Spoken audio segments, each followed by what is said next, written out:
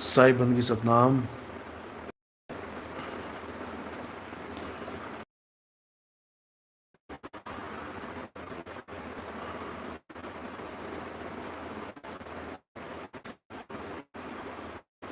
साहेब बंदगी सत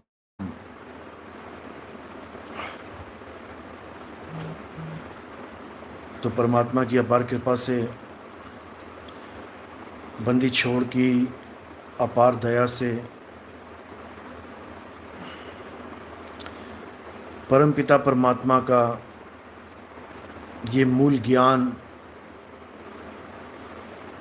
पूरे विश्व में जंगल की आग की तरह फैलता जा रहा है। और अब मालिक के सब बच्चे तैयार हो रहे हैं इस सत्य को समझने के लिए, इस सत्य का प्रचार पूरे विश्व में करने के लिए,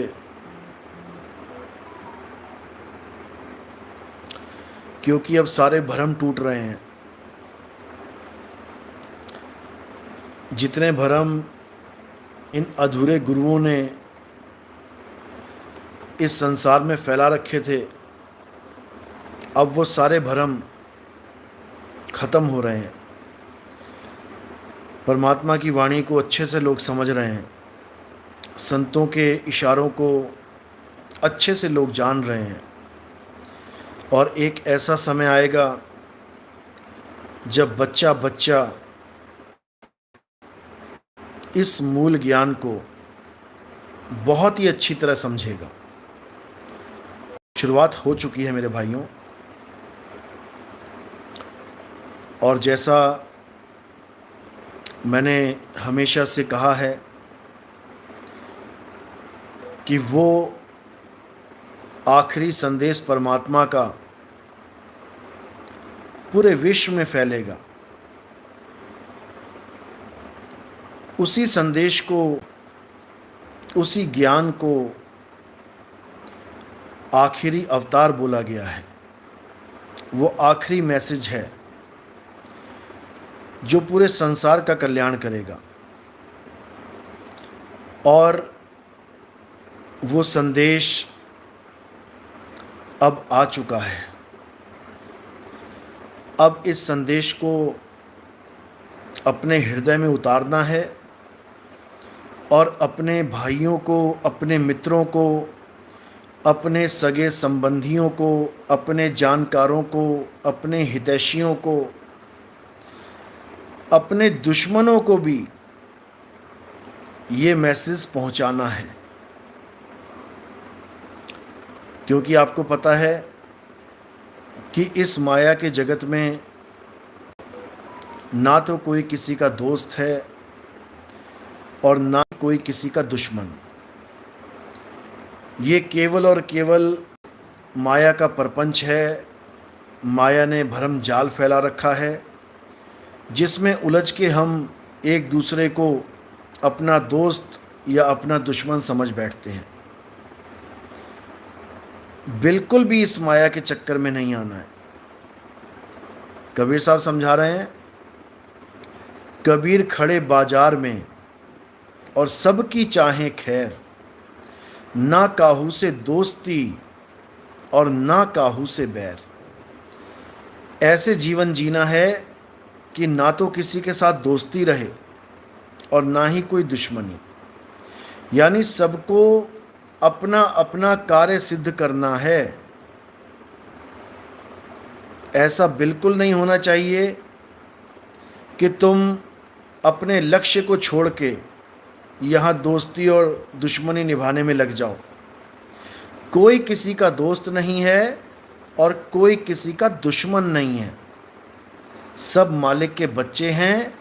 सब इस काल जाल से निकलने के लिए इंसान चोला धारण करके आए हैं और इस इंसान चोले का परम लक्ष्य है अपना जन्म मरण खत्म करके सदा सदा के लिए इस काल के लोक से निकल जाएं। इसके अलावा अगर किसी का कोई भी लक्ष्य है, केवल भक्तों का नहीं, बाबाओं को भी बता रहा हूं मैं कि कोई बाबा भी ये ना सोचे कि मैं तो बाबा बन गया और मेरा तो काम बन गया। कि अब मैं कुछ भी करूं, बड़े बड़े आश्रम, बड़े बड़े ज़मीनें खरीद के बड़े बड़े डेरे बना लूं, यही लक्ष्य बन गया बाबाओं का। बहुत जन्म बिता लिए, जन्म जन्म, युगों युग बिता लिए यहाँ पे। अब इसको छोड़ने की तैयारी करो, अब यहाँ से निकलने की तैयारी करो मेरे भाई। और जो यहाँ से नहीं निकल पाया, फिर उसको माया क्या क्या नाच नचाएगी, तुम सोच भी नहीं सकते, सोच भी नहीं सकते तुम। कैसे कैसे कहाँ कहाँ जन्म लेने पड़ेंगे, तुम्हारी हालत खराब हो जाएगी। एक मेंढक को पूछो जो सांप के जबड़ों में फंसा होता है, कैसा लग रहा है भाई? एक हिरण को पूछो जो शेर के जबड़ों में फंसा होता है, कैसा लग रहा है भाई? एक बंदर को पूछो जो बेचारा पानी पीने जाता है और मगरमच्छ उसको दबोच लेता है, कैसा लग रहा है भाई? वो बताएगा कि कैसा लग रहा है। जो अभी इस संसार में आनंद आ रहा है, जो इस संसार में मज़े ले रहे हैं, इस संसार को छोड़ने के लिए तैयार नहीं है, वो बार बार इसी संसार में धक्के खाएंगे। इसलिए कबीर साहब समझा रहे हैं कि रहना नहीं देश बेगाना है, ये झाड़ी और झाखड़ उलझ पुलझ मर जाना है। और कहें कबीर सुनो भैया, सच छोड़ने से पहले पहले समझ लो, जो ठिकाने को समझ लेगा, जो ठिकाने पे पहुंच जाएगा, सामने वाला कहता है ठीक हूं, बताओ ठिकाना मिला नहीं है, दर दर की ठोकरें खा रहा है और कह रहा है ठीक हूं। ठीक वो होता है जिसका ठिकाना मजबूत होता है, जिसको अपना ठिकाना मिल जाता है।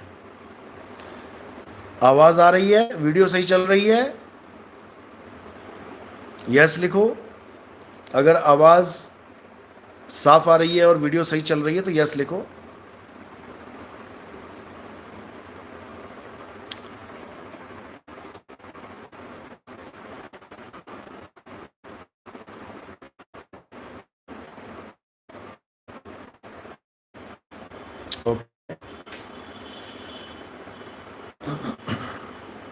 एक मैसेज आ रहा है कि network problem, there is no sound. हाँ, थोड़ा प्रॉब्लम है, कोई बात नहीं, अब जैसा है वैसा ही यूज़ हो सकता है।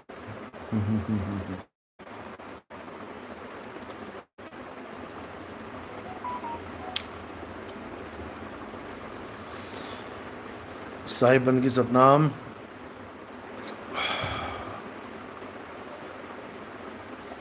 हाँ जी, अब आवाज़ आ रही है, वीडियो चल रही है।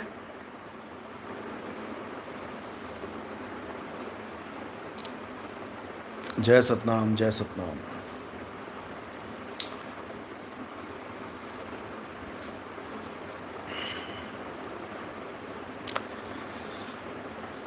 ओके,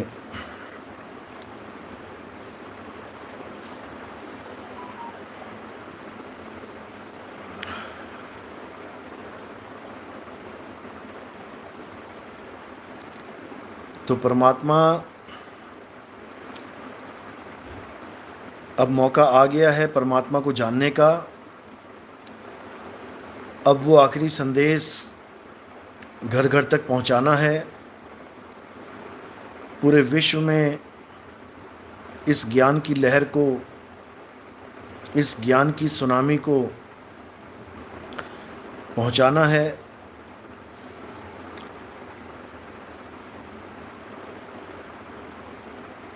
सतनाम साहिब बंदगी।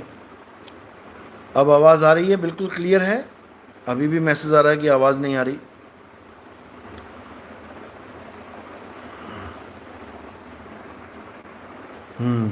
ओके, तो ये जो ज्ञान, अब मूल ज्ञान चल रहा है, इसको अच्छे से समझ लो। मूल ज्ञान का मतलब क्या है? मूल ज्ञान का मतलब ये जंतर मंतर तंत्र, पूजा पाठ, हवन यज्ञ, ये गंगा स्नान, जमुना स्नान, या कोई समुद्र में स्नान या कोई पर्वतों की नदियों की परिक्रमा, ये सब मूल ज्ञान नहीं है। मूल ज्ञान क्या है? अपने सत्य स्वरूप को जानना ही मूल ज्ञान है। मूल ज्ञान तंत्र मंत्र विद्या पे आधारित नहीं है। मूल ज्ञान किसी मंत्रों का माला फेरने का नाम नहीं है। किसी भी 52 अक्षरों को जपने का नाम मूल ज्ञान नहीं है। मूल ज्ञान क्या है? मूल ज्ञान अपने शुद्ध चैतन्य निर्मल आत्म स्वरूप को जानना है, जीव स्वरूप को नहीं। क्योंकि कई लोग अनुभव ना होने के कारण, जो अनुभवी नहीं हैं, जो आत्मा और जीव में भेद नहीं जानते, जो संत बने बैठे हैं, बड़ी बड़ी बातें करते हैं, लेकिन ना तो उनको जीव की संज्ञा पता है और ना ही उनको आत्मा का ज्ञान है। वो जीव और आत्मा, ये दोनों को एक ही समझ बैठते हैं। ये जीवन भर भी मेरा सत्संग सुनेंगे, ये तब भी नहीं समझ पाएंगे कि आखिर मैं कहना क्या चाह रहा हूँ। जीव निर्मल अवस्था नहीं है और आत्मा शुद्ध अवस्था है। इसीलिए संतों ने आत्मा सो परमात्मा कह के भी बोला है। जीव सो परमात्मा नहीं बोला कभी। जीव सो परमात्मा कभी नहीं बोला है, लेकिन आत्मा सो परमात्मा बोला है। इसलिए आत्मा को कभी जीव मत समझना, गलती से भी। लेकिन जिनको अनुभव नहीं है ना आत्मा का ना जीव का, वो जहां जहां मैं बोलता हूं कि आत्मा को जानो, आत्मा को जानो, वो मूर्ख ये समझते हैं कि नितिन दास कहना चाह रहा है जीव को जानो, जीव को पहचानो। और बड़े बड़े अक्षरों में लिख के थंबनेल लगा के वीडियो बनाते हैं कि देखो नितिन दास जीव आत्मा को परमात्मा कह रहा है। अरे मूर्खों, ओ मूर्खों, तुम्हारे भेजे में जाने वाली नहीं है मेरी बात। तुम्हारी बुद्धि में, तुम्हारी अकल में ये बात कभी नहीं जाएगी जो मैं कहना चाह रहा हूं। समझो मैं क्या कहना चाह रहा हूं, उसको अच्छे से समझो। जो तुम्हारी बुद्धि में कीड़े घुस गए हैं, उन कीड़ों का इलाज अच्छे से कर देता हूं मैं आज। समझ लो जीव क्या होता है, समझ लो, और आत्मा क्या होती है उसको भी समझ लो। ऐसे ही मत चले जाना इस जीवन से बिना जीव और बिना आत्मा को जाने। जीव वो होता है जो है तो परमात्मा का अंश, अविनाशी, लेकिन इस मिट्टी की काया को धारण करके वो अपने आप को मिट्टी समझने लग जाता है कि मेरी 2 आंखें हैं, मेरे 2 कान हैं, मेरी एक नाक है, मेरी खाल, मेरे बाल, मेरी हड्डी, मेरी पेट, मेरा पीठ, इसी में उलझा पड़ा होता है। इसको जीव कहते हैं। और जो जीव अपने शरीर को सत्य मान लेता है कि मैं यही शरीर हूं, वो भगवान भी अपने शरीर जैसा ही ढूंढता है। वो परमात्मा भी अपने जैसा ढूंढता है। क्यों? क्योंकि जैसा परमात्मा वैसी उसकी जीवात्मा। जैसे कुत्ते का बेटा कुत्ता होता है, हाथी का बेटा हाथी होता है, शेर का बेटा शेर होता है, गधे का बेटा गधा होता है।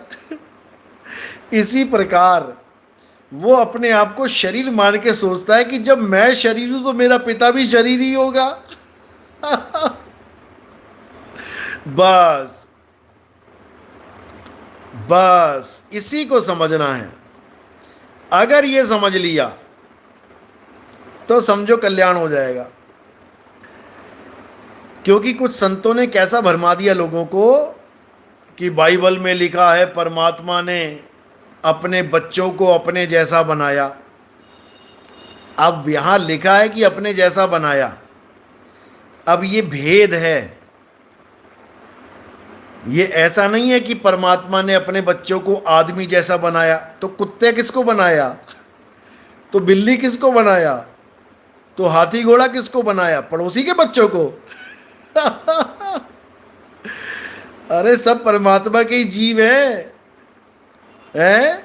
तुम आदमी हो गए हो तो तुमने ये मान लिया कि परमात्मा ने हमें अपने जैसा बनाया, और कुत्ता सोच रहा होगा कि परमात्मा ने मुझे अपना जैसा बनाया। हमारा परमात्मा तो कुत्ते जैसा है, उसकी 2 आंख 2 कान और 1 पूंछ होनी चाहिए।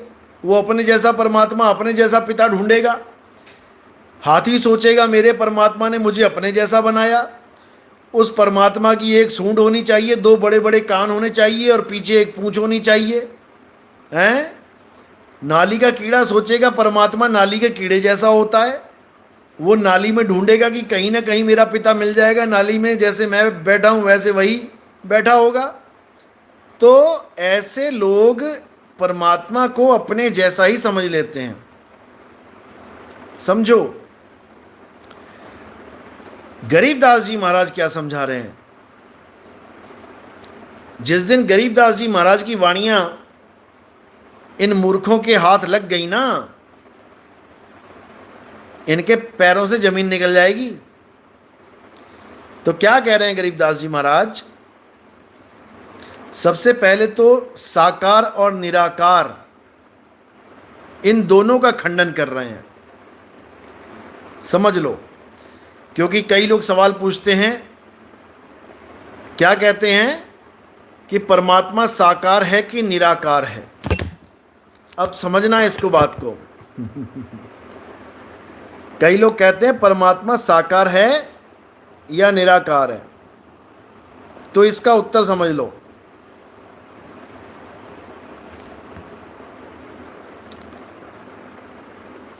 गरीबदास जी क्या समझा रहे हैं। अब ये लाइनें आपने कई बार सुनी होंगी जो मैं बोलने जा रहा हूं। हंस मुनि कालदूत इन लाइनों को हजारों बार बोल चुका है, हजारों बार। लेकिन जहां तक उसका मसाला उसके काम का है, जहां तक उसको उसके काम की चीज मिल रही है, वहां तक तो वो ले लेता है, और जहां उसका भांडा फूटने वाला है वहां वो गायब कर देता है।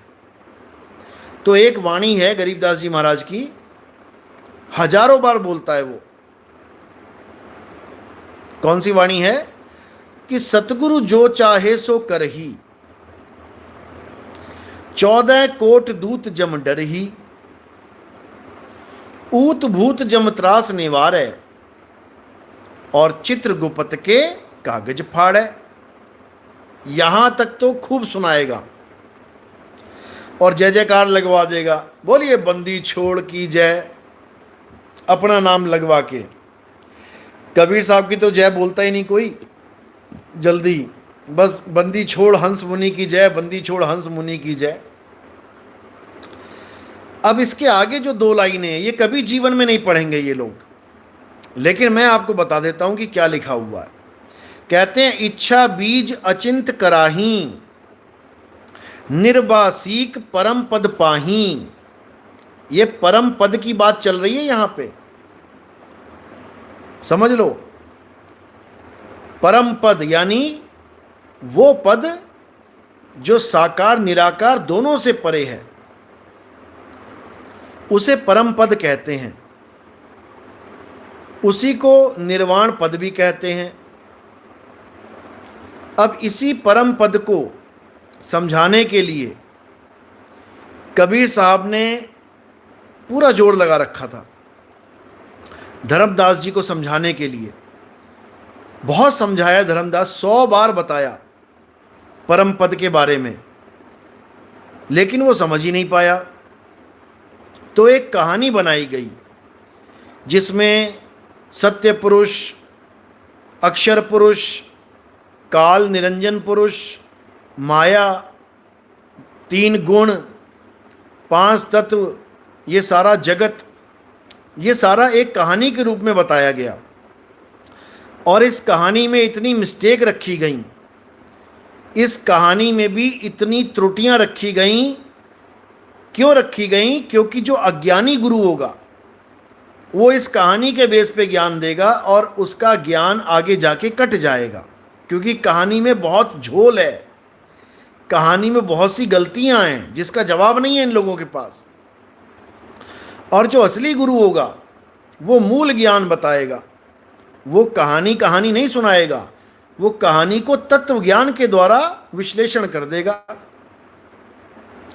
तो यही जो वाणी है, सतगुरु जो चाहे सो करही, 14 कोट दूत जम डरही, ऊत भूत जम त्रास निवारै, चित्रगुप्त के कागज फाड़ै। इसके आगे क्या लिखा है? इच्छा बीज अचिंत कराही, निर्वासिक परम पद पाही। आगे कह रहे हैं निराकार आकार ना कोई, और जाका नाम परम पद सोई।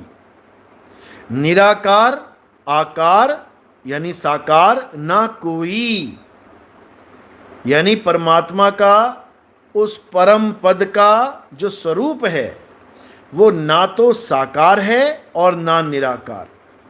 आप इसको अच्छे से देख सकते हैं, आप स्क्रीनशॉट भी ले सकते हैं।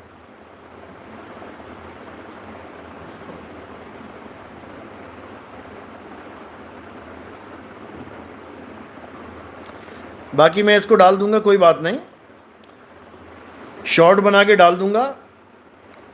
आप बड़े आराम से इसको समझ भी पाएंगे और इसको दिखा भी पाएंगे, इन काल दूतों को अच्छे से जवाब भी दे पाएंगे। अब जो ये लोग कहते हैं कि परमात्मा साकार है, उसकी आँख है, कान है, बाल है, रोमकूप है, सबसे ज़्यादा अड़ंगा इन्होंने रोमकूप का डाल रखा है। रोमकूप कि परमात्मा के एक रोमकूप में हजारों सूरज, हजारों करोड़ों सूरज का प्रकाश है, फलाना है, ठिकाना है। ये रोमकूप में बहुत ज़्यादा अटक जाते हैं और कहते हैं कि रोमकूप निराकार के कैसे होंगे, वो तो साकार के ही हो सकते हैं। तो भैया रोमकूप तो कुत्ते के भी हैं, बिल्ली के भी हैं, रोमकूप तो सूअर के भी हैं, केवल आदमी के कैसे हैं? फिर तो कैसा भी हो सकता है परमात्मा। अगर साकार में है तो कोई भी रूप हो सकता है उसका। तो ये मूर्ख हैं एक नंबर के। तो परमात्मा के बारे में गरीबदास जी ने क्या बोला है? कहते धन्य मौले मस्तान तू, कहते हैं हे मौला धन्य है तू, तू मस्तान है, यानी मस्ती में रहता है, अपने आनंद में रहता है।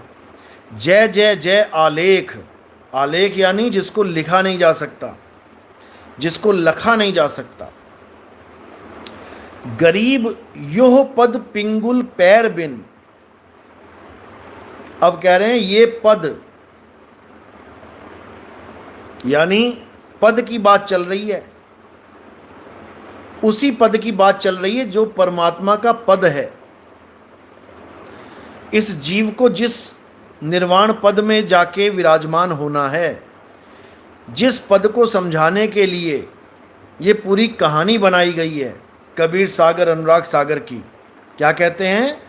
कहते हैं धर्मदास ये जग बौराना, और कोई न जाने पद निर्वाणा। देखो कितना क्लियर है, धर्मदास ये जग बौराना और कोई न जाने पद निर्वाणा। यही कारण मैं कथा पसारा, ये कथा मैंने पसारी है। ये काल भगवान, ये माया, ये तीन गुण, ये मेरी कथा है, मैंने ही पसारी है। यही कारण मैं कथा पसारा, और इन सब से कहिए राम ने आरा। यानी आज तक सारा संसार इन दो रामों को जानता था, या तो साकार राम या निराकार राम, या सरगुण राम या निर्गुण राम। जिस आचार्य की मैं क्लास लगाता रहता हूं, आप उसकी पुरानी वीडियोस उठा के देख लो, उसमें यही कहता नजर आता है, क्योंकि ये वेदों को मानने वाले हैं। वेद को मानने वाले निर्गुण निराकार तक सीमित हैं। वेदों को मानने वाले निर्गुण निराकार से आगे नहीं बढ़ सकते, इसको अच्छे से जान लो। और देवी देवताओं की पूजा करने वाले, शरीरों की पूजा करने वाले कभी साकार से आगे नहीं बढ़ सकते। तो निर्गुण और सरगुण, यही दो राम में सारा जगत उलझा पड़ा था।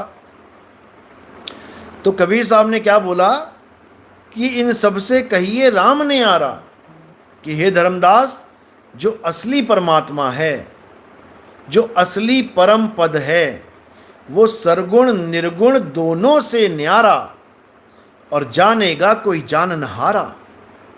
जैसे ही मैंने ये बोला तो ये नकली आचार्य 6 करोड़ सब्सक्राइबर लेके बैठा हुआ है।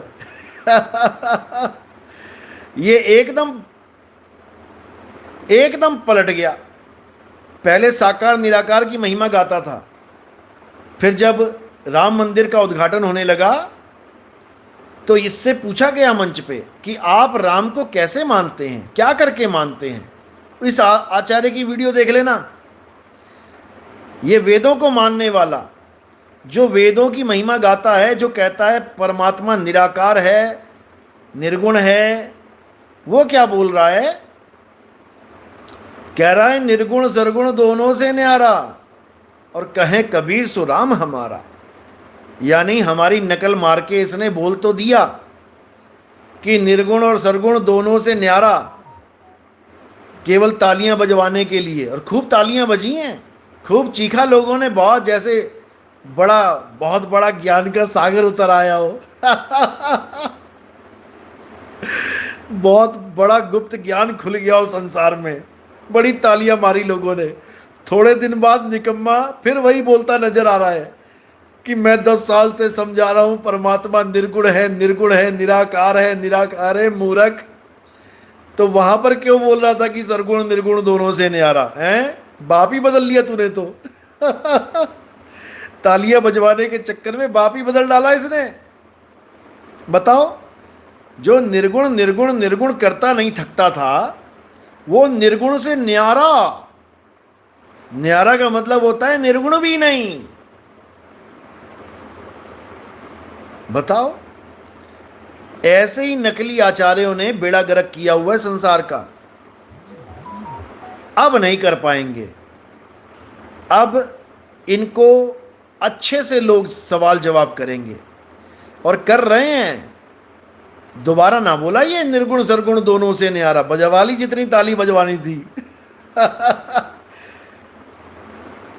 उसके बाद ना बोल पाया ये, और बोल भी नहीं पाएगा, क्योंकि इसका भेद ही खोल दिया हमने। ये कहां से कॉपी कर रहा है? कभी कहता है आत्मा को कोई जान नहीं सकता, आत्मा को कोई समझ नहीं सकता, फिर कहता है आत्मा अचिंत है।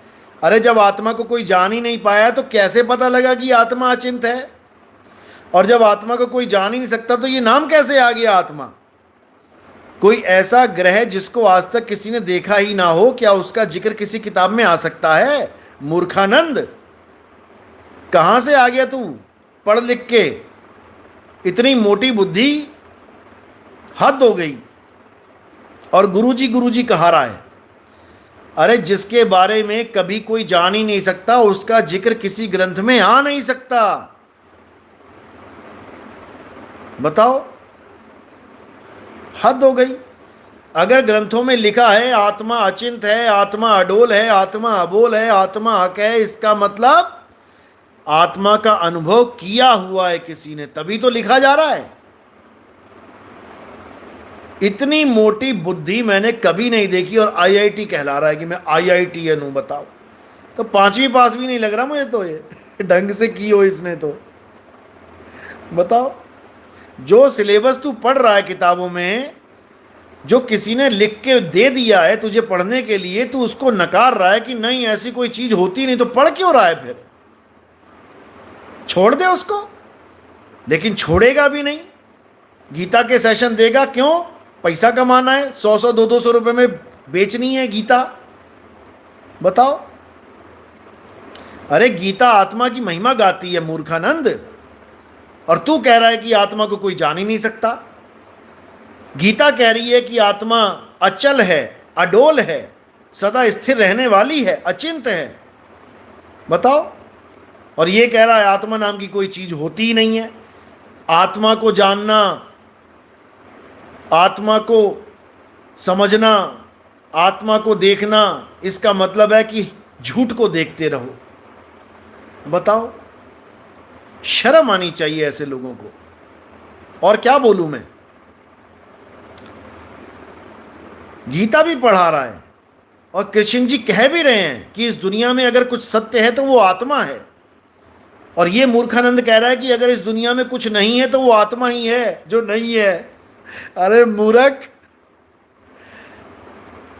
आत्मा के अलावा कुछ नहीं है। ये तुझे दिख रहा है, सूरज चांद सितारे धरती आकाश पाताल, ये है नहीं यहां पे। निकम्मे, ये सब झूठ है जो दिख रहा है, ये कुछ भी नहीं है यहां पे। जैसे सपने में कोई चला जाता है किसी जंगल के अंदर, तो वहां लगता है कि मैं जंगल में आ गया हूं, वहां जंगल है नहीं, भरम जाल है वो, माया जाल है वो। समझ ले। वहां कौन है? देखने वाला है वहां पे, और जो दिख रहा है वो कुछ नहीं है वहां पे। वो सब झूठ है, स्वप्न है, सपना है। उमा कहूं मैं अनुभव अपना, सत्य हरि भजन, यानी आत्मा का भजन ही सत्य है। जगत सब सपना। और ये जगत की टेंशन लेके बैठा है।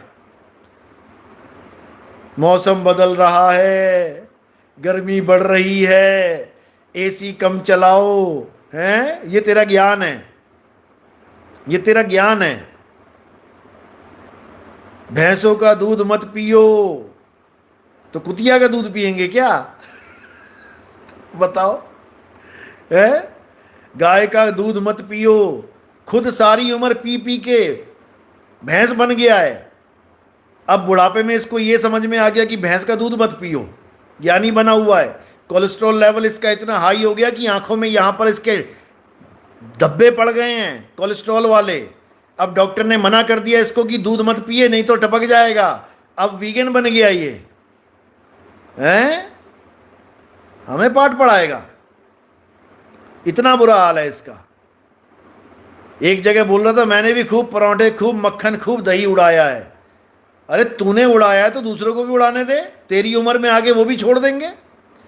इसको गाय भैंसों की फिक्र है, इसको इंसान की फिक्र नहीं है। गाय भैंसों का, कुत्तों का दर्द इसको दिखाई दे रहा है। इसको ये नहीं दिख रहा कि तेरे चक्कर में कितने आदमी फंस गए हैं और ये सब 84 में जाएंगे। ये नहीं दिख रहा इसको। इंसानों का हत्यारा बन गया और जानवरों का प्यारा बना बैठा है। बेशरम इंसान। कुत्तों का दुख इसको दिखाई दे रहा है और इंसान की दुर्दशा नहीं दिखाई दे रही है कि तेरे पीछे लग के बर्बाद हो जाएंगे ये लोग। बना हुआ तो फिलोसफर ज्यादा। बताओ। एक जगह बोल रहा है कि तुम्हारे अंदर कोई जीवात्मा नहीं है, इस शरीर के अंदर ऐसा कोई नहीं है, कुछ भी नहीं है इसके अंदर, ये एक रोबोट की तरह है। अब रोबोट में कोई बैठा थोड़ी नहीं है। अरे मूर्ख, रोबोट में भी बैठा है, रोबोट में भी बैठा है, लेकिन तेरी आंखों में नहीं दिखाई देगा। मोतियाबिंद हो गया तुझे। रोबोट में कौन है? रोबोट में वो एनर्जी है जो रोबोट को चला रही है। वो एनर्जी ही रोबोट को धारण करके बैठी है। मोबाइल को कौन चला रहा है? बैटरी की एनर्जी। बैटरी हटा दो, चल के दिखाए। तो जैसे एनर्जी चला रही है ऐसे ही इस बॉडी को जीवात्मा चला रही है। ये जीवात्मा हर प्रकार के शरीर को धारण करके बैठी है। कुत्ते में जीव है, बिल्ली में जीव है, हाथी में जीव है, गधे में जीव है, सूअर में जीव है। उसी की वजह से ये चल रहे हैं। और जब ये जीवात्मा निकल जाती है तो वो शरीर पड़ा रह जाता है, निर्जीव कहलाता है। निर्जीव। यानी अब इसमें जीव नहीं है। बाबा नानक कह रहे हैं जेते दाने अन्न के जीवा वाज ना कोई। और ये मूर्खानंद बता रहा है कि कोई जीव नाम की कोई चीज नहीं होती है शरीर में। इतना बुद्धि भ्रष्ट हो चुकी है इसकी, और गुरु जी बना बैठा हुआ है, कबीर साहब की वाणियां खोलने की कोशिश कर रहा है। बताओ, टायर पंचर लगाने वाला हवाई जहाज का इंजन खोलना चाहता है। बताओ, हद कर दी इसने। तो गरीबदास जी क्या समझा रहे हैं कि परमात्मा न साकार है न निराकार है। तो परमात्मा का स्वरूप क्या है यह भी बता रहे हैं। कह रहे हैं गरीब पुरुष कबीर ने देह धरा नहीं कोय, शब्द स्वरूपी रूप है और घट घट बोले सोए। अब उनका क्या स्वरूप है? परमात्मा का शब्द स्वरूप है। इसी शब्द को बाबा नानक ने कहा शब्द गुरु सुरत धुन चेला। यानी परमात्मा का स्वरूप क्या है? शब्द स्वरूप है। और उसका चेला कौन है? सुरत रूप है। सुरत यानी जीव। ये सुरत ही जीव बना बैठा है। अब इस सुरत को क्या करना है? सुरत समाये शब्द में और वाको काल ना खाए। बस इतना सा काम है। ये सुरत अपने शब्द गुरु में लीन हो जाए तो इसका कल्याण हो जाएगा। लेकिन इन अज्ञानियों ने इस सुरत को मंत्रों में फंसा डाला। और कबीर साहब कह रहे हैं नाम है जप में, नाम है तप में, ना एकांत निवास में। यानी किसी भी जप तप पूजा पाठ व्रत इसमें सुरत को नहीं उलझाना है। कारण क्या है? क्योंकि ये सब संसार का अंग हैं। ये पूजा पाठ संसार का अंग हैं। संसार में क्या आता है? ईंट पत्थर हवा पानी आग धरती आकाश। तो ये मंदिर किसका अंग है? किससे बनाया है? मूर्ति किसका अंग है? किससे बनी है? इसी जगत से बनी है, इसी मिट्टी से बनी है। तो जगत क्या है? जगत एक सपना है। तो मंदिर क्या है? मंदिर सपने का एक अंग है। तो मूर्ति क्या है? मूर्ति सपने का अंग है। तो काया क्या है? काया सपने का अंग है। इसीलिए बोला गया है कि जो आखिरी अवतार होगा वो शरीर रूप नहीं होगा, वो काया का अवतार नहीं होगा, वो आत्मा का अवतार होगा। उसकी देह छाया नहीं होई। ये भेद बताया है कि जो आखिरी अवतार होगा उसकी छाया नहीं होगी। अब छाया तो काया की होगी, तो किसकी तरफ संकेत किया गया है? आत्मा की तरफ। आत्मा की छाया नहीं होती, आत्मा तत्वों में नहीं आती, वो निहितत्व है। उस आत्मा के हाथ पैर सिर आंख बाल खाल पेट पीठ लिंग गुदा नहीं होते, वो शब्द स्वरूप है।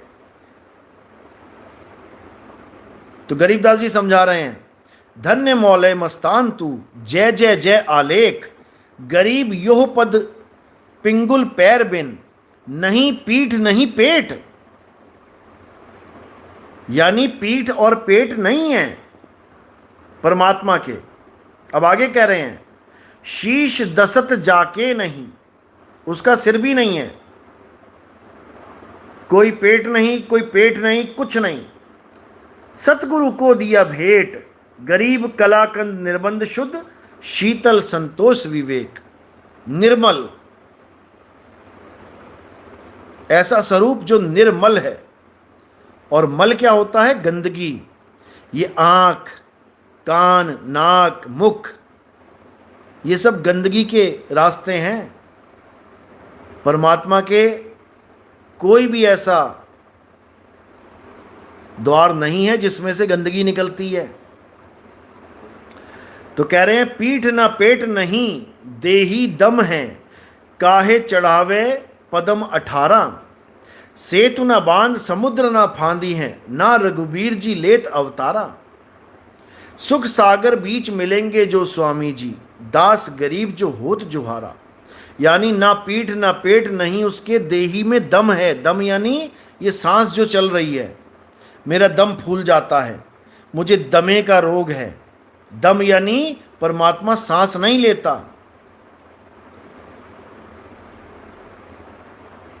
समझो, पानी से पैदा नहीं, श्वासा नहीं शरीर, और ये सांस लेने वाले परमात्मा बने बैठे हैं। अभी ऑक्सीजन की कमी हो जाए, अभी सांसें फूलने लग जाएंगी नकली परमात्माओं की। अभी दमे का रोग हो जाए, अभी पंप लेने लग जाएंगे, फुस फुस फुस फुस, सारे परमात्मा जितने बने बैठे हैं।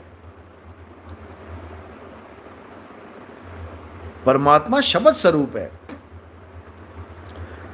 तो आगे क्या कहते हैं? कहते हैं रंग न रूप स्वरूप सुभान है, उसका कोई रंग और रूप नहीं है, और जो स्वरूप है वो क्या है? शब्द स्वरूप। कहते नाद न बिंद नहीं घाट सीना, दास गरीब दरस अरस का, मिहिर दया करी हम को दीना। यानी उसका कोई रंग रूप नहीं है, वो अखंड नाद अखंड स्वरूप है। समझो। फिर कह रहे हैं, कहते हैं सकल सिंधु भरपूर सुनो राई झूम करा, आगा पीछा है नहीं। यानी परमात्मा का कोई आगा और पीछा नहीं है। यानी कोई चेहरा नहीं है, आगे नहीं है, कोई पीठ नहीं है, पीछा नहीं है। आगा पीछा है नहीं, राई झूम करा, नहीं पीठ नहीं पेट, सुनो राई झूम करा। अब बताओ, कह रहे हैं ना मेरे परमात्मा का पेट है ना पीठ है, और ये कह रहे सिंहासन में बैठा हुआ है। बताओ यार, इन अज्ञानियों ने परमात्मा को सिंहासन पे बैठा रखा है। और गरीबदास जी कह रहे हैं नहीं पीठ नहीं पेट, सुनो राई झूम करा, कोटि सिद्ध पर सिद्ध है राई झूम करा। बताओ, इतना बुरा हाल है इन लोगों का। तो आगे क्या कह रहे हैं? अथ विज्ञान रमैणी, क्या गावे महबूब हमारा, जाका ज्ञानी करो विचारा, जाके दसत न चरण न काया छाया। देखो कितना बढ़िया बता दिया। कह रहे उसके ना तो कोई चरण है, ना काया है, ना छाया है, रूप ना रेख कौन गति राया। जिसका कोई रूप और रेख नहीं है, उसकी कौन गति होगी? क्या होगा वो? पीठ ना पेट नैन मुख द्वारा, जाका मुनिजन करो विचारा। उसका कोई पीठ नहीं है, पेट नहीं है, नैन नहीं है, मुख नहीं है, और कोई द्वार नहीं है। जो हमारे 10 द्वार हैं, उसके कोई द्वार ही नहीं है। रक्त न पीत न सेत न सूहा, जाकी कौन बरन गति रूहा। ना जाया न मुआ न मरता, सो तो 9 अवतार ना धरता। देखो कितना क्लियर। जाकू खोजे हिंदू मुसलमाना, खोजे कौम 3600 बाना। कह रहे सब उसी को ढूंढ रहे हैं, और एक भी उसको प्राप्त नहीं कर पा रहा है। ये सब वाणियों में दर्ज है, अपने घर से नहीं बोल रहा हूं मैं। अब आगे क्या कह रहे हैं? कह रहे हैं पावक जले ना जल ना बूढ़े, शीत धाम से न्यारा।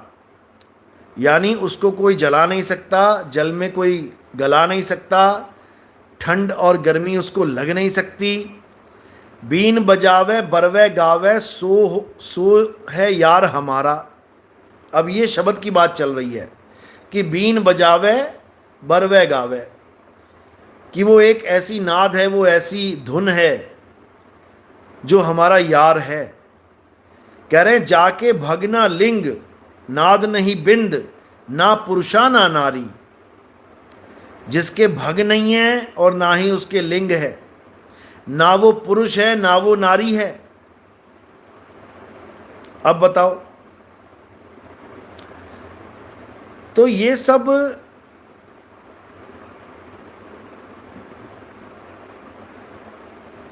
लिखा हुआ है। आगे कह रहे हैं, जाके शकल न सूरत, महल न मूरत, रूप रेख नहीं कोई, अति आगाध अगोचर ऐसा निरालंब निर्मोही। यानी उसकी कोई शक्ल भी नहीं है, उसकी कोई मूर्ति भी नहीं है, उसका कोई महल भी नहीं है।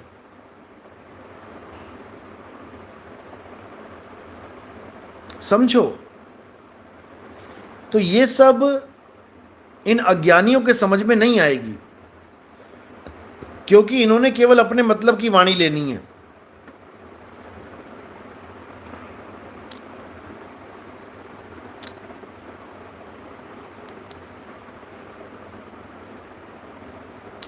सवाल है कि आप किस धर्म के अनुसार भगवान का वर्णन कर रहे हैं।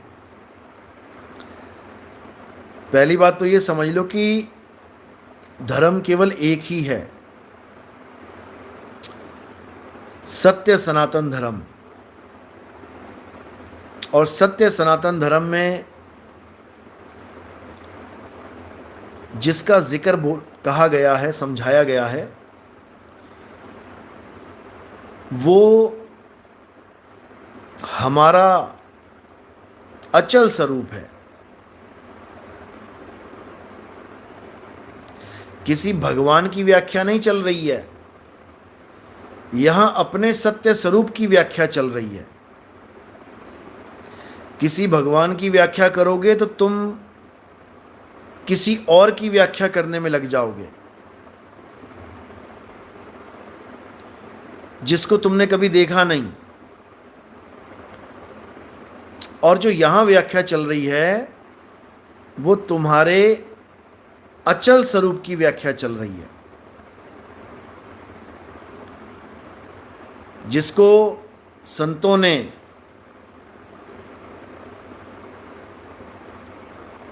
अनुभव करके ग्रंथों में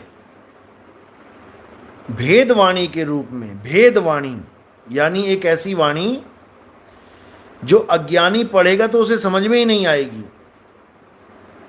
और अनुभवी पढ़ेगा तो उसको एक एक बात समझ में आएगी। इसीलिए जितने भी संत जिन्होंने भी वाणी लिखी है, पहले उनको परमात्मा का अनुभव हुआ है, पहले उनको अनुभव प्राप्त हुआ है, उसके बाद उन्होंने वाणी लिखी है। और जो उन्होंने वाणी लिखी है, अनुभव वाणी, वो वाणी केवल उसी को समझ में आ सकती है जिसने उस शब्द का अनुभव किया है। वो तो समझ जाएगा कि ये वाणी में ऐसा क्यों बोला है, ऐसा क्यों लिखा है। लेकिन जो अज्ञानी जीव है, जितने ये अज्ञानी गुरुजी बने बैठे हैं, जो बिना अनुभव के गुरुजी बने बैठे हैं,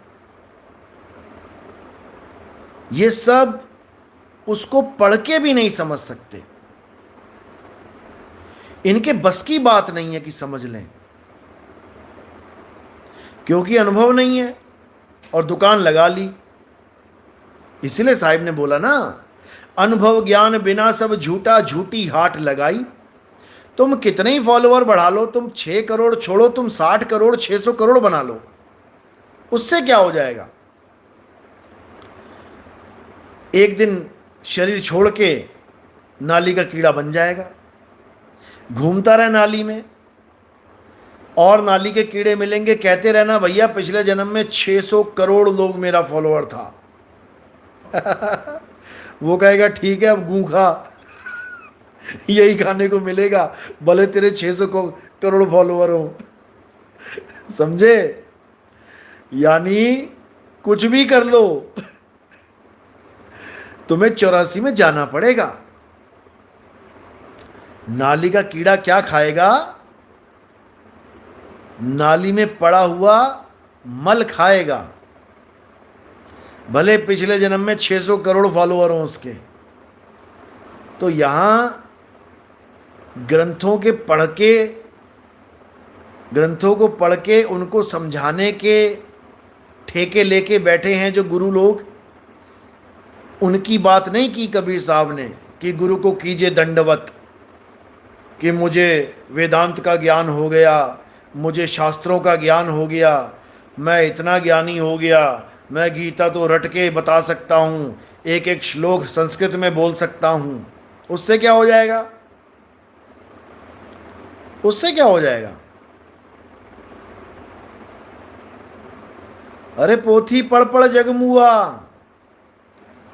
और भयो न पंडित कोय, एक है आखर पीव का, पढ़े सो पंडित होए, ये बोला गया है।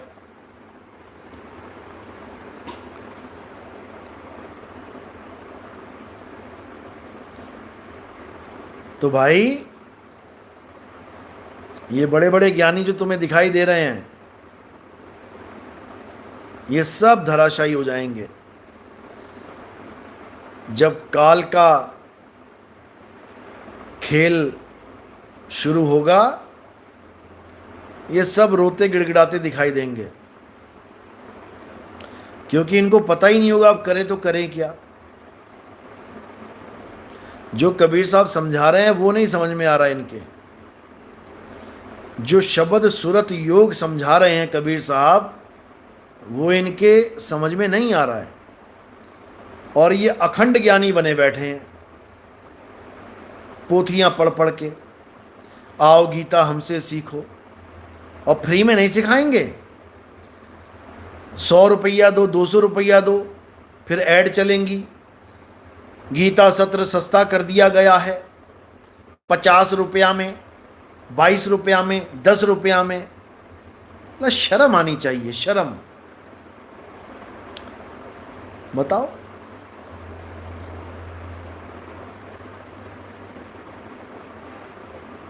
और वो भी गलत ज्ञान दे के, 100 रुपये में भी गलत ज्ञान दे रहा है। 100 रुपये लेके भी सड़ा हुआ टमाटर खिला रहा है। फ्रेश खिला दे तब भी समझ में आए कि चलो बढ़िया चीज खिला रहा है। सब नकली माल।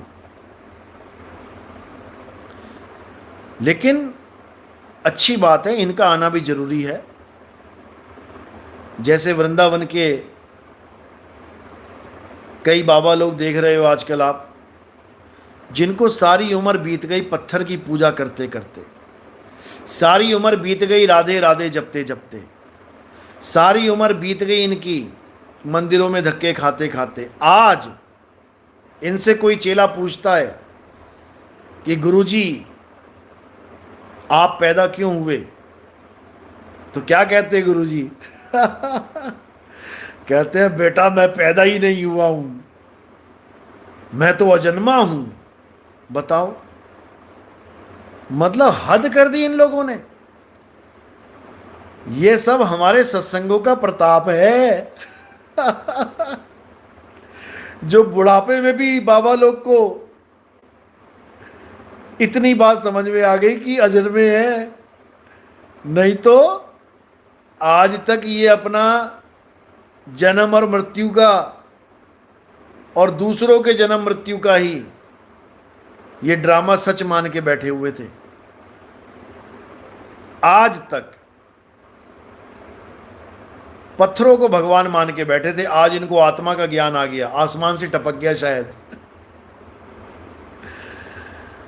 तो भाई ये जितना ज्ञान मंथन चल रहा है, ये 2018 के बाद चल रहा है। जब से हम 2018 में आए हैं यूट्यूब चैनल पे, इतने गुरुजी निकल के आ गए कि तुम सोच भी नहीं सकते। लेकिन इससे हमें कोई नुकसान नहीं है, इससे हमें फायदा ही है। आज बाबा अगर इतनी बात बोल रहा है कि हम आत्मा हैं, हम आत्मा हैं, तो अच्छी बात है। और जो उनको सुन रहे हैं लाखों लोग, अच्छी बात है, उनको ये समझ में आ रहा है कि आत्मा नाम की भी कोई चीज है। लेकिन बाबा जब राधे राधे जपवा देता है तो आत्मा की महिमा शून्य हो जाती है। फिर आत्मा की महिमा खत्म और एक स्त्री का नाम जपाया जा रहा है। अब राधा बोल के कोई आदमी का तो ध्यान करेगा नहीं, राधा बोल के तो स्त्री का ही ध्यान हो सकता है। कोई राधा राधा जपेगा तो स्त्री का ही तो ध्यान कर रहा है वो। और बाबा अपने सत्संग में कह रहा है कि परमात्मा ना स्त्री है ना पुरुष। नकल मार के, जब परमात्मा स्त्री और पुरुष नहीं है तो फिर राधा और कृष्ण नाम को क्यों जपना है? कृष्ण नाम है पुरुष का, राधा नाम है औरत का। इससे लाख गुना अच्छा है तुम परमात्मा परमात्मा जप लो। अगर जपना ही है तुमने, जपो परमात्मा परमात्मा परमात्मा परमात्मा परमात्मा। लाख गुना अच्छा है किसी आदमी या किसी औरत का नाम जपने से, क्योंकि ये आदमी और औरत पहले नहीं थे।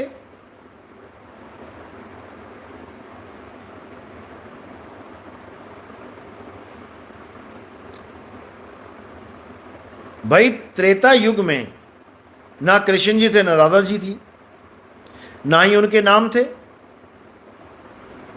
द्वापर युग में आए हैं। सतयुग में ना भगवान राम थे ना सीता जी थी, त्रेता में आए हैं। लेकिन परमात्मा वो सदा से था, सदा है, सदा रहेगा। तो क्यों ना परमात्मा परमात्मा जप लो।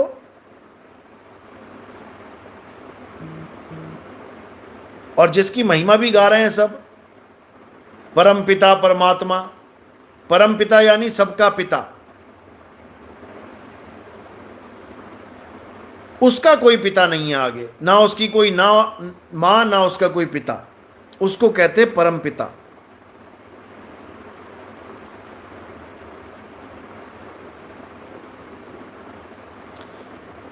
तो क्या करना है? परम पिता मत करने लग जाना, परमात्मा परमात्मा मत जपने लग जाना। परमात्मा के स्वरूप को जानना है। और परमात्मा का स्वरूप क्या है? शब्द स्वरूप, शब्द गुरु। कबीर साहब समझा रहे हैं, जग मर्यादा कारणे गुरु किया रामानंद। और शब्द हमारा गुरु है, सदा हमारे संग। यानी शब्द गुरु हम सबके संग है, ऐसा कोई नहीं है जिसके संग शब्द गुरु नहीं है। नर नारी और कीट पतंगा और शब्द गुरु सभी के संगा। तो उस शब्द गुरु को जानना है भाई, जिस शब्द गुरु को जानने से ये जीवात्मा अपने सत्य स्वरूप को प्राप्त कर लेगी। सत्य स्वरूपी नाम साहिब का, सो निज नाम हमारा। निज नाम का मतलब किसी और का नाम नहीं होता। निज नाम का मतलब होता है तुम्हारा अपना सच्चा नाम, तुम्हारा सत्य स्वरूप। जो ये रामपाल का एक अनाड़ी चेला एक पुस्तक दिखा रहा है ना, राम स्नेही वालों की। अब इस अकल के अंधे को दिख नहीं रहा सामने क्या लिखा है, हालांकि दिख रहा है, पढ़ भी रहा है वो, और समझ भी रहा है कि नितिन दास वाली बात लिखी है यहाँ पे। तो वहाँ लिखा है कि राम राम जपने से सत्य स्वरूप प्राप्त नहीं होगा। तो वहाँ क्या बोल रहा है? सत्य स्वरूप यानी मोक्ष। अरे मूर्ख इंसान, पहले अपने रामपाल जी महाराज की वाणी पढ़। वो क्या कहते हैं कि ओम सोहंग से मोक्ष हो जाएगा। मोक्ष होने का मतलब है कि इस लोक से तुम आगे निकल जाओगे। बताओ, सत्य स्वरूप का मतलब मोक्ष नहीं होता है। सत्य स्वरूप का मतलब होता है अपने सत्य स्वरूप को जान लोगे। किसी काल और अकाल काल और अक्षर पुरुष के लोक को पार करने को मोक्ष नहीं कहते हैं, समझ लो। वहां सत्य स्वरूप की बात लिखी है। सत्य स्वरूप, सत्य स्वरूप यानी हमारा निज नाम, सत्य स्वरूपी नाम साहिब का, सो निज नाम हमारा। लेकिन किस किस को समझाऊं, यहां कुएं भांग पड़ी, तो कुएं में भांग पड़ी है और भांग पी पी के सब मस्ताए पड़े हैं। तो भाई ये बात तभी समझ में आएगी जब तुम्हारे जीवन में भेदी गुरु आएगा। और जब भेदी गुरु आता है तो दो प्रकार के अक्षरों का भेद बताता है। सोई गुरु पूरा कहावे, जो दो अक्षर का भेद बतावे। एक छुड़ावे, एक लखावे। ये 52 अक्षरों को छुड़वा देवे। हिंदी भाषा के नाम, पंजाबी भाषा के नाम, उर्दू भाषा के नाम, ये जितने भी भाषा के नाम हैं, इन सबको छुड़वा देवे। एक छुड़ाए, एक लखाए, तब प्राणी निज घर को जाए। समझ लो। तो कैसे? 52 अक्षर को छुड़वाए और आदि अक्षर को लखाए, तब ये सब समझ में आ जाएगा जो मैं बता रहा हूं।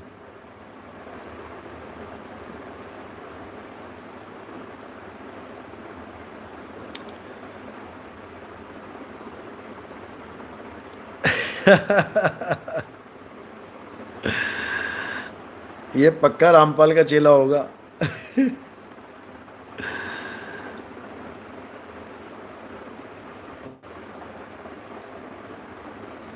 तो भाई आत्मज्ञान का उजियाला। गुरुजी आज एक रामपाल जी का चेला बोल रहा था कि 25 तारीख को रामपाल जी बता देंगे। क्या बता देंगे भाई? कि शरीर कब छोड़ेंगे और कहाँ जन्म लेंगे और किसके घर लेंगे। वाह भाई वाह। बताओ। ये सब ड्रामेबाजी है, छोड़ो इसको। अपने मतलब से, अपने काम से काम रखो। ये सब संसार है, जगत है, कुछ ना कुछ होता रहता है यहाँ पे। चलो कोई बात नहीं।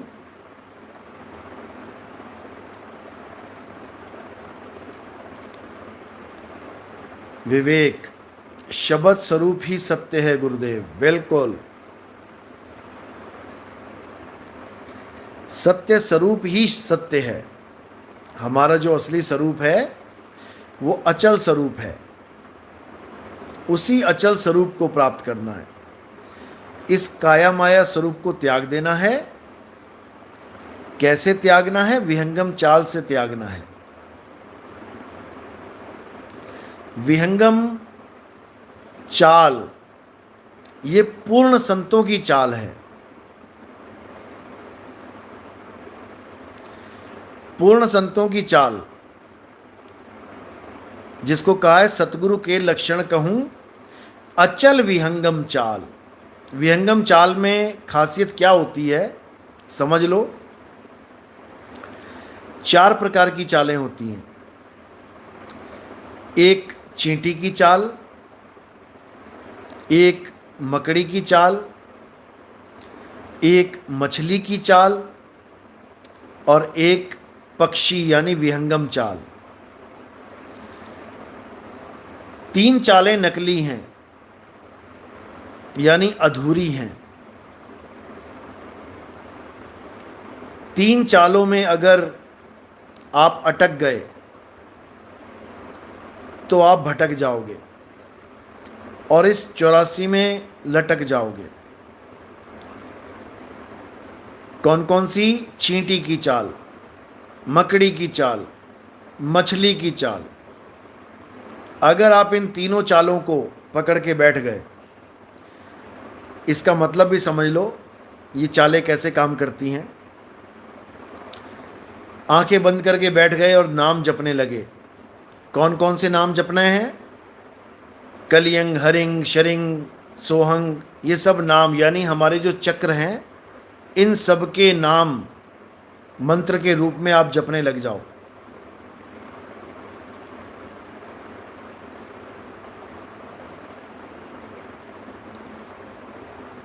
आप चींटी की चाल से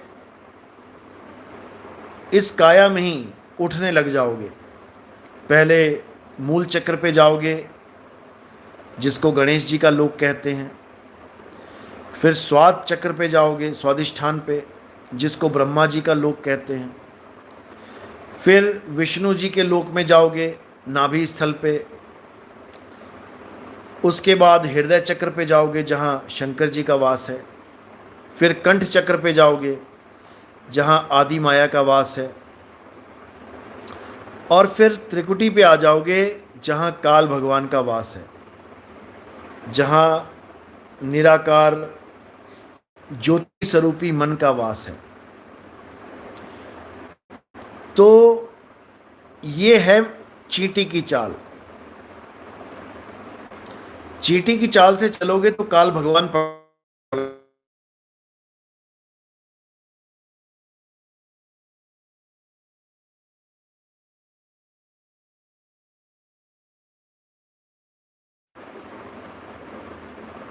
ये मकड़ी की चाल है। ये भी अधूरे गुरु की चाल है। यानी पहले तो नाम जपे, अंदर तक गए, उसके बाद कानों में उंगलियां डाल के चाल बदल ली, शब्द धुन को पकड़ लिया, शब्द धुन से अंदर बाहर जाने लगे।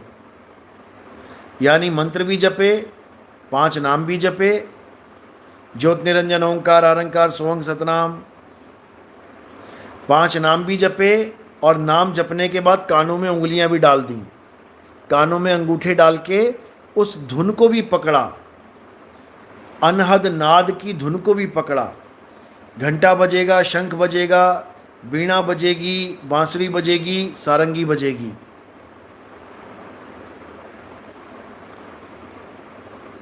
तो ये मकड़ी की चाल है, ये भी अधूरी चाल है। इसके बाद मछली की चाल आती है।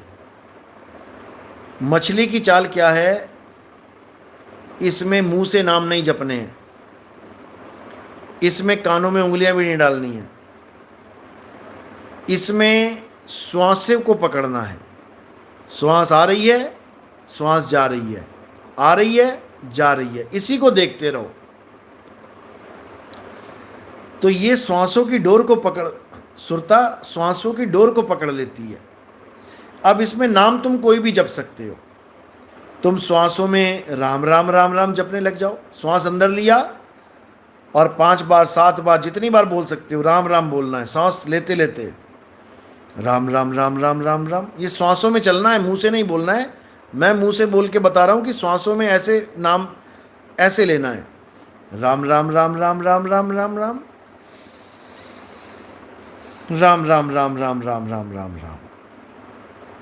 ऐसे ही चाहे इसको तुम तोड़ लो, आधी सांस को तोड़ लो, आती और जाती को तोड़ लो और नाम जपो। श्वास लिया तो रा, श्वास छोड़ा म, श्वास लिया सो, श्वास छोड़ा हंग, श्वास लिया ओ, श्वास छोड़ा हंग, श्वास लिया वाहे, श्वास छोड़ा गुरु, श्वास लिया शी, श्वास छोड़ा व। तो ऐसे ही अलग अलग नाम इन श्वासों पे जपने वाले ये सब मछली की चाल में अटके पड़े हैं। तो 3 चालें बता दी, चींटी, मकड़ी और मछली। ये अधूरे संतों की चाल है। इससे तुम भक्ति तो कर लोगे लेकिन सत भक्ति नहीं कर सकते। तो जो असली चाल है, जो पूर्ण गुरु की चाल है, वो क्या है? वो है विहंगम चाल। अब वो कैसे प्राप्त होगी? वो शब्द गुरु की दया से प्राप्त होती है। शब्द गुरु की दया का मतलब क्या है? शब्द गुरु की दया का मतलब है एक ऐसी चुंबक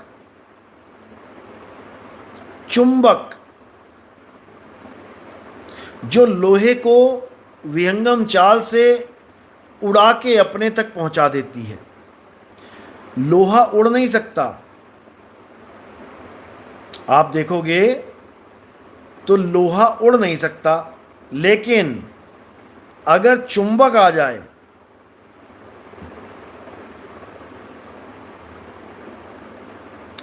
अगर चुंबक आ जाए तो क्या होगा?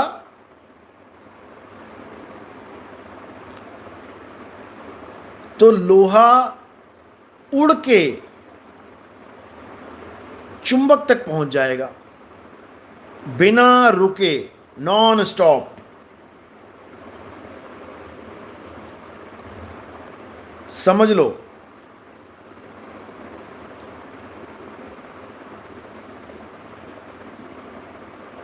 और जो असली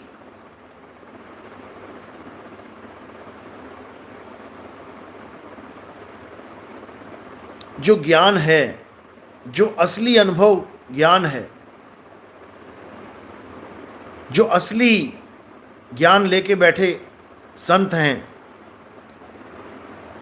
वो चुंबक की महिमा जरूर गाएंगे।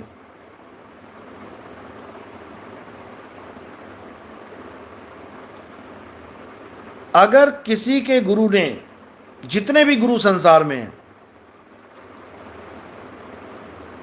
अगर इन्होंने चुंबक और लोहे की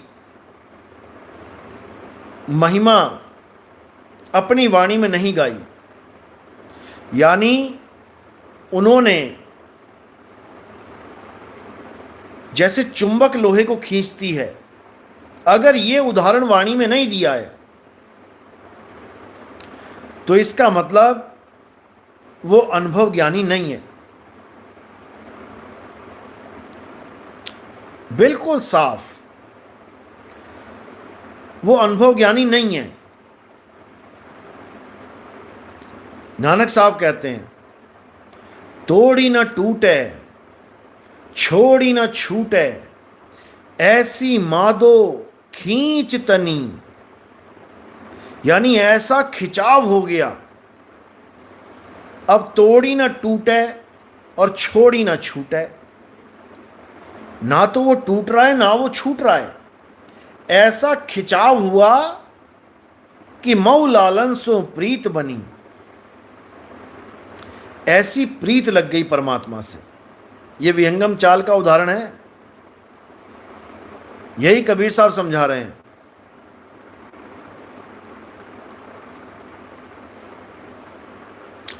यही कबीर साहब समझा रहे हैं। क्या कह रहे हैं? लोह चुंबक की प्रीत ज्यों, लोह को लेत उठाए, और ऐसा शब्द कबीर का काल से लेत छुड़ाए। यानी विहंगम चाल के द्वारा हम उस जीव को चुंबक की तरह खींच के छुड़ा देते हैं।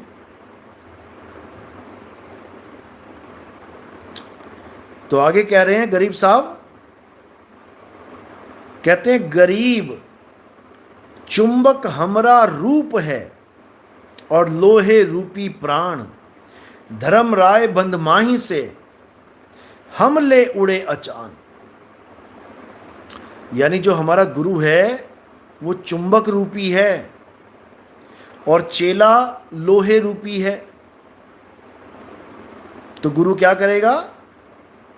जैसे लोहे को चुंबक उड़ा के ले जाती है,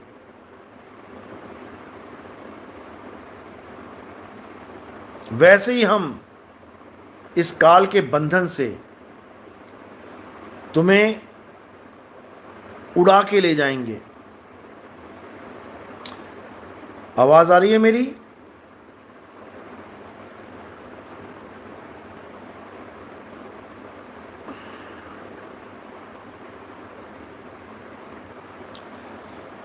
अब गरीबदास जी क्या कह रहे हैं आगे? कह रहे हैं गगन मंडल में चुंबक हीरा, ग्यासी काड़ी मेटी पीरा। गगन मंडल में चुंबक हीरा, मीराबाई समझा रही थी ना, गगन मंडल में सेज पिया की मिलना किस विध होए, ऐरी मैं तो प्रेम दीवानी मेरा दर्द न जाने कोई। तो उसी गगन मंडल में क्या है? एक चुंबक रूपी हीरा है।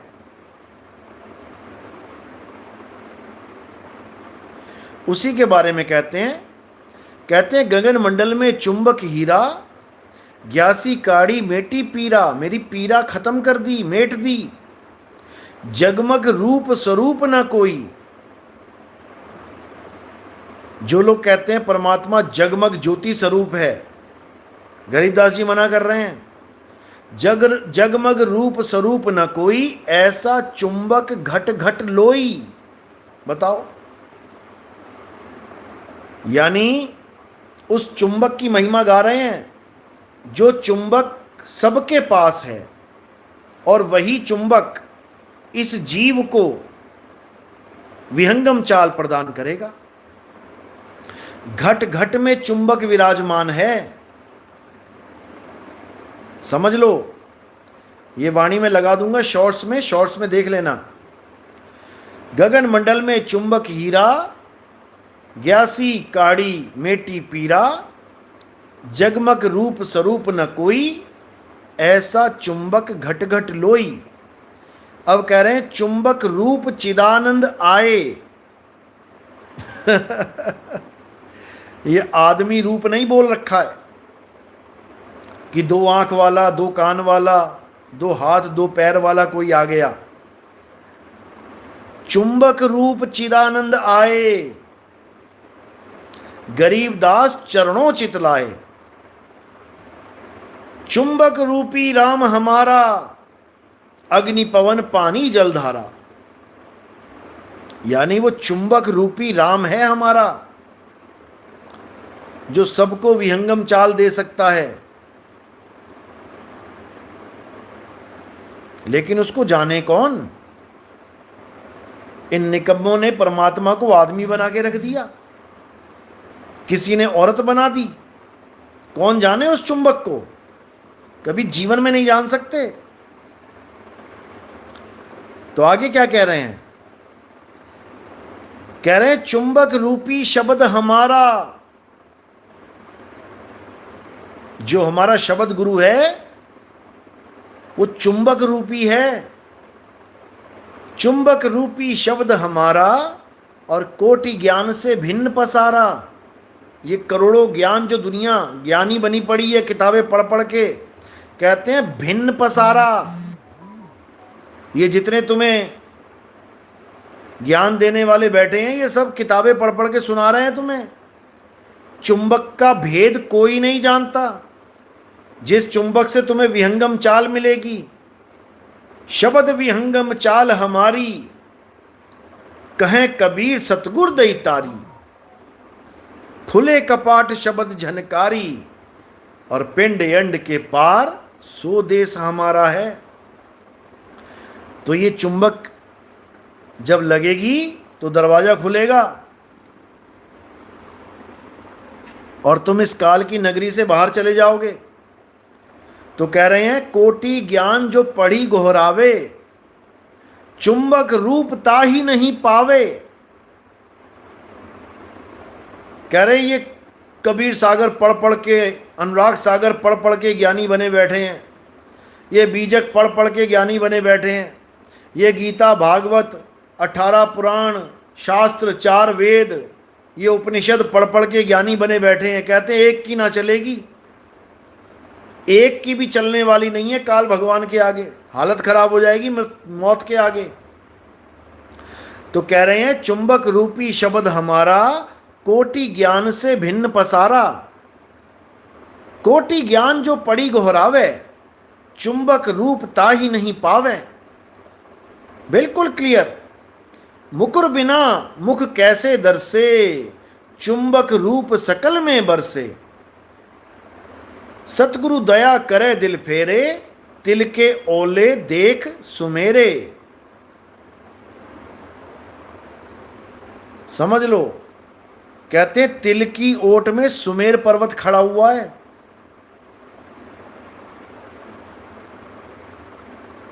लेकिन ये तब समझ में आता है भाई, जब चुंबक रूपी राम हमारा, मंत्र रूपी राम हमारा नहीं है कि तुम मंत्र जप रहे हो राम को पाने के लिए। तुम्हें उस चुंबक के पास पहुंचना पड़ेगा, और जैसे ही तुम चुंबक के पास पहुंचोगे, चुंबक अपना काम करना शुरू कर देगी।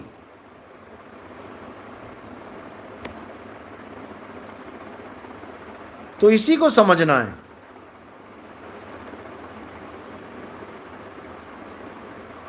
चुंबक अपना काम शुरू करेगी तो तुम्हें विहंगम चाल मिलेगी।